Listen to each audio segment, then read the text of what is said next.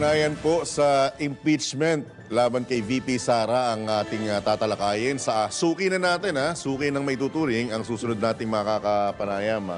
Kuyang Jopel, ang political analyst po na si Dr. Floylan Calilong. Dr. Calilong, good morning. Johnny Bañez, Jopel Pelenyo po. Live na po tayo sa DWIZ, Alun Channel 23. Doc? Morning po sa lahat ng ating mga taga-subaybay. Magandang umaga po. Alright. Unang-una sa lahat, Doc Calilong, nakagugulat pa ba o expected na itong pag-impeach ng Kamara kay VP Sara? Doc? Well, hindi ako nagulat.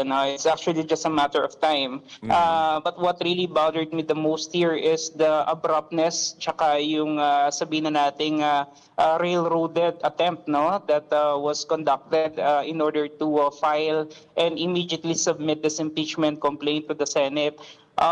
Based on the Constitution kasi, if you're going to look at Article 11, Section 3, maliwanag yung ating reglamento ron, particularly doon sa tinatawag nating 10-day rule. That all the impeachment complaints should be carefully verified, should be scrutinized, submitted to the House rules, and should be included yung tinatawag nating House Order of Business before it could be transmitted to the Senate. Now, in this case, if you actually file an impeachment complaint, and I'm referring to the 4th impeachment complaint filed yesterday, and immediately you just gather the signatures and lodge it directly to the Senate, then there is a constitutional violation immediately.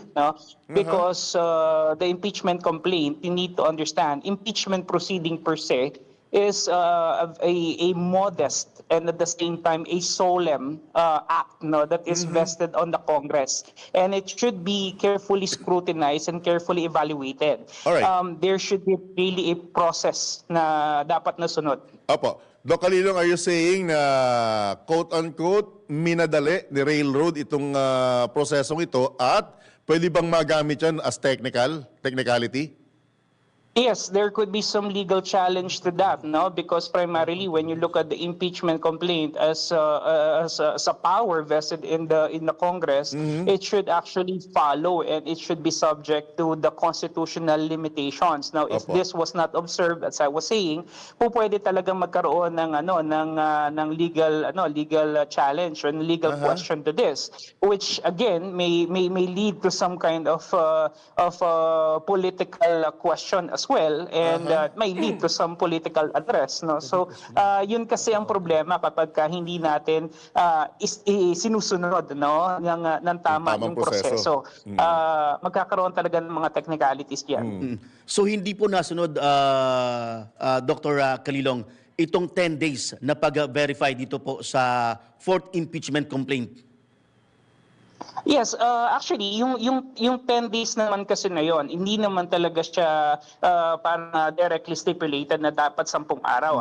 Maaari kasing maaring mas mabilis doon sa 10 days. Pero ang kailangan kasi dito is yung proseso ng verification, ma-establish natin yung sufficiency in form and substance. Ngayon, kung hindi siya talaga na-submit doon sa tamang proseso, and definitely, it cannot be done in a single day.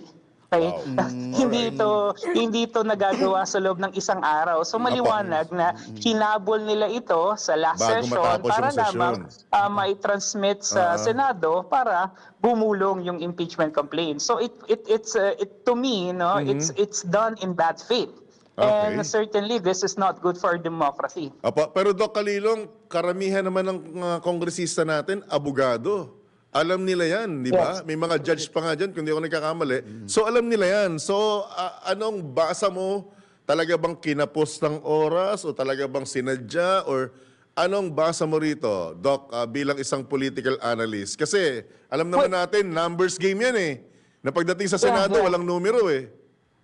Yeah, totoo naman yan. But then again, no matter how brilliant you are, no matter how good you are, even if you know all these legal technicalities and legal loopholes, even if you're a legal luminary, it boils down to the kind of sway, the political influence that is bestowed upon you, especially in the Congress. Yung kumpas, yung kumpas.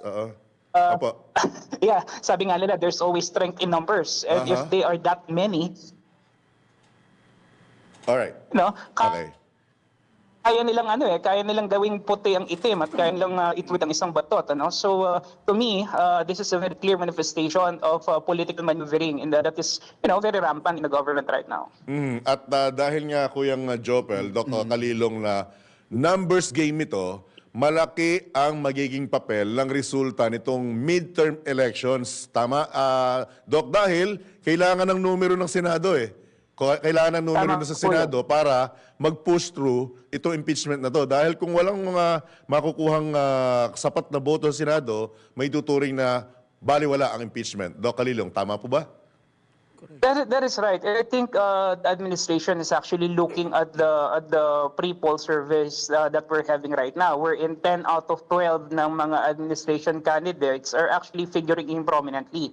And this is the reason I believe kung bakit malakas ang loob nila na i-akyat kagad dito I-push. sa Senado on the premise na karamihan sa mga manok nila or majority of their candidates will actually win. And if it happens, then it's going to be a very easy thing for them in the Senate to prosecute and convict VP Sara Duterte, which will eventually lead to their grand design of rooting out itong si Sara Duterte from potentially running in the 2028 elections and also ending the Duterte brand of politics in the country, di ba?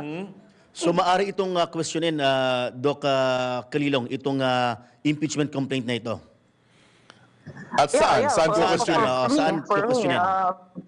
pwede naman siya talagang questionin, ano? And when you look at the principle of co-equality of powers, no, even the Supreme Court could actually be used as a final arbiter to test whether or not this decision to impeach is really built on solid legal grounds, no? Kasi if not, dapat maging firm dito ang ating Supreme Court na i-rule ito as unconstitutional. And definitely, kung gusto naman nilang mag-file ng other impeachment complaint, they may do so.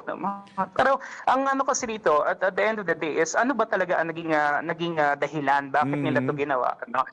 If it's really for transparency and accountability, we could do that provided that the right mechanisms are in place and the right procedures were actually followed. If not, then there is really a problem. No, that's why I'm looking at the congressmen who actually did not sign the impeachment complaint. No? Kasi kung titingnan natin, ang unang pumirma si Sandro Marcos, ang huling Alright. pumirma yung speaker. No, so when you look at it, parang orchestrated talaga, no? And these are 215 congressmen. And may mga hindi pumirma, no, na sa tingin ko talaga namang naninindigan at may prinsipyo, no. Halimbawa si Congresswoman Bernadette Herrera, hindi siya pumirma, no. So ito yung mga klase ng mga mambabata siguro na may paninindigan. Ano? Alright.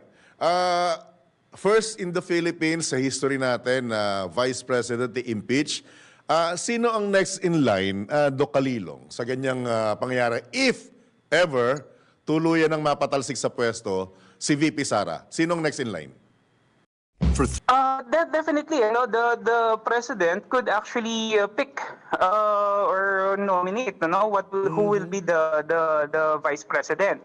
And po pwede kasi ang mangyayari dito, syempre, ang pipiliin niya yung Kaalyado. kaalyado niya at Opo. hindi susuway sa kanya.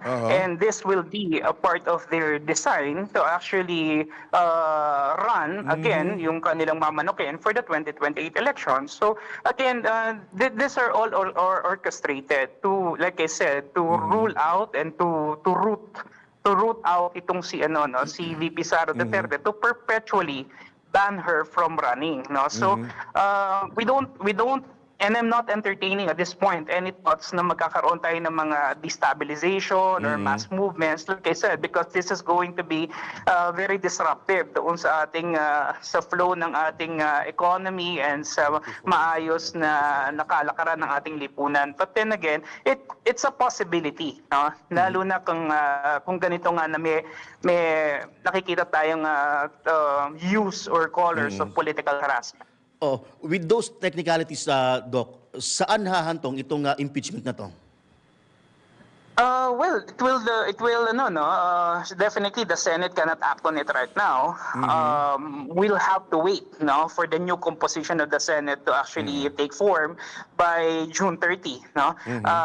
By then if they will be having that as the first order of business, then makikita natin na talagang solid and very decisive yung liderato ng ating pamahalaan na tanggalin or i-impeach talaga si si VP Duterte despite and in spite of the so many problems that this country is facing. Alright, Doc, binabanggit naman, syempre, nung ilang mga solid at maging to si Attorney Sal Panelo, na on the other hand, may positibong epekto po itong pang quote-unquote panggigipit kay VP Sara dahil lalo lamang kumukuha ng kumbaga suporta sa mamamayan ang pangalawang Pangulo dahil sa nangyayaring ito. Can you comment on that, Doc Calilong?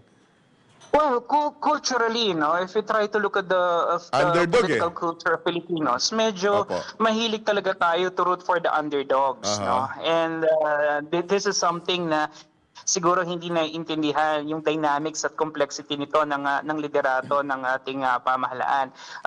Siguro maaaring magiging rallying factor nga ito actually for us to be not just to support VP Duterte but to actually see that this administration is actually parang Doc, nako. Doc, ang ganda pa naman yung sasabihin. Yes. Nawala? Ha? Kaya movie? Alright. Oo. Kasi ngayon ko lang na pero feeling ko kasi talagang kung yung third impeachment complaint, okay na eh. Kasi humabol yung fourth. Tama rin naman kung hindi nasunod yung talagang proseso na nakalagay sa saligang batas, mate-technical talaga. Okay, Doc, pasensya na, medyo nawala ka nung mga huling sinasabi mo. Go ahead, sir. Doc. Yes. That was what I was saying now. Pwede talaga siyang maging pwede talagang maging triggering factor ito Opo. no for mass unrest and some kind of civic actions to actually take place. We don't know yet. It will depend on how the public will parang more or less accept the current situation. Pero the way I see it, as I'm monitoring, social media and mainstream news as well, mukhang negative talaga yung interpretation. All right. Sir, anong implication nito? Kasi parang may sinasabi din na hindi tinupad o hindi sinunod ng mga mambabatas yung utos ni Pangulong Bongbong Marcos Jr. na Wag isulong. wag nang isulong, wag nilang ituloy yan. Kasi nga, magkakawatak-watak, magkakaroon lamang ng dibisyon Correct. yung bansa.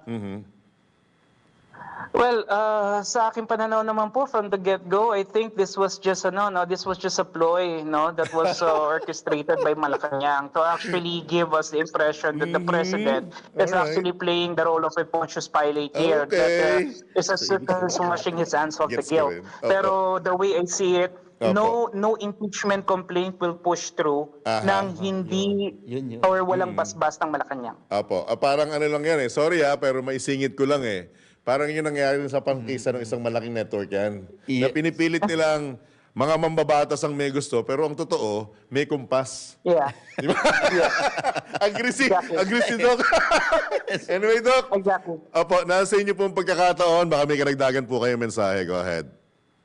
Well, definitely this is one of the episodes in our history na medyo masusubukan na naman yung ating resolve bilang isang demokratikong pamayanan And I hope that our countrymen will always stay vigilant and that we will always be informed about the right path and the right decision to take. And hopefully we could use this elections as a barometer, as a way by which we could vote the right people. Again, this is always a cliche, pero every elections is always a time for change. And I think we have the power to mobilize that and to utilize that to our advantage. And let's not waste that opportunity. Apo. Yun lamang po. Maraming pong salamat. Dr. Calilong, mukhang madadalas ang pang-aabala namin sa iyo habang lumalapit ang midterm elections, ha? Okay lang, ha? Okay lang po. Wala pong problema. Maraming salamat. Good morning, Dr. Calilong. Ingat po. God bless.